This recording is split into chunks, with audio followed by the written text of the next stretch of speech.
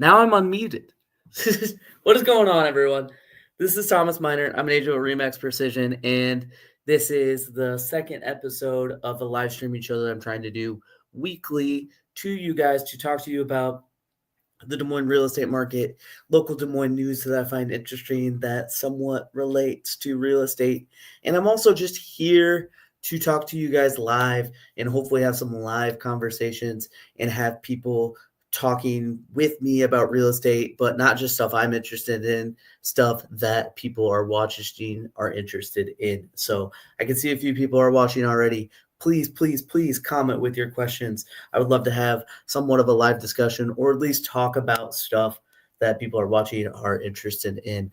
That being said, I am going to talk about the stuff that I find interesting. So let's pull this up. I got some Des Moines Metro stats for you guys, and I want to talk about these and hopefully give you guys some insight into not just the stats, but what could possibly be the story behind the stats. So we've got in the Des Moines Metro a 15.7% increase in inventory year over year. November, we saw a 15.7% increase in inventory, which is awesome. That shows you that more people are looking to list and sell their homes and more people are looking to make moves.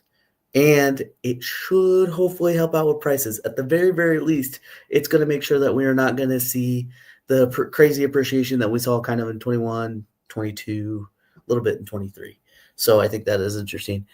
And as far as homes that went under contract in November in the Des Moines Metro, we have a 6.3 decrease in pending sales.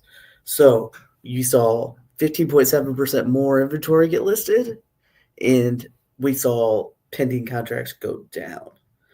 And this inventory increase has obviously shifted the what type of market that we were in. For so many years, we were in what we would call like a seller's market, and how real estate agents talk about, is it a seller's market? Is it a neutral market? Is it a buyer's market? Is a statistic called months of inventory. So what months of inventory basically is if we were to take all the inventory we have in our market right now and compare it to, on average, how many homes we're selling a month, how long would it take us for us to completely sell out of our inventory without any new inventory being listed? Generally, you're looking at about 3 months or less is considered a seller's market. 3 to 5 is considered neutral. Anything above 5 is normally considered a seller's market. So what kind of markets are we looking at in the Des Moines area? And if you are ever curious and you want to know about your specific neighborhood or your specific suburb, or if you live in Des Moines, if you wanted to get more granular, I can give you some great stats. Granular, but this is just the Des Moines Metro as a whole. So we're talking about Des Moines, we're talking about the surrounding suburbs. What people are looking at is homes that are listed 500K and below. We're seeing mostly a balanced market.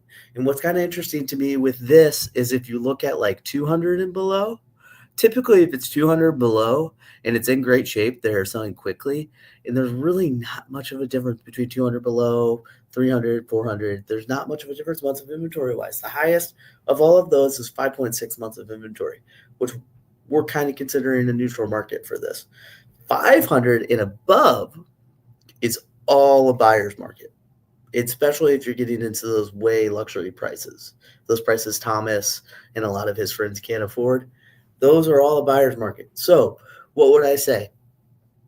I would say that anyone looking to sell a home in that neutral market, not necessarily a seller's market, but you're selling it in a neutral market. And like I talked about last week, if you have your home presented properly and priced properly, you're not looking at the normal median days of being on market like a lot of people are.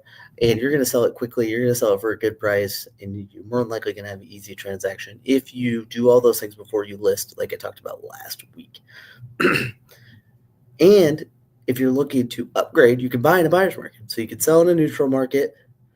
And with the right agent, you will feel like you're still in the seller's market, but then you can go buy in a buyer's market. And where people really, really win in real estate, like I talked about last week, people really, really win when they stay in a home for a long time. But they also win if they get a really, really good deal on their house. So if you get a really, really good deal on your house, And you can get a good deal on your house in any market, but it's a lot easier if you're in a buyer's market.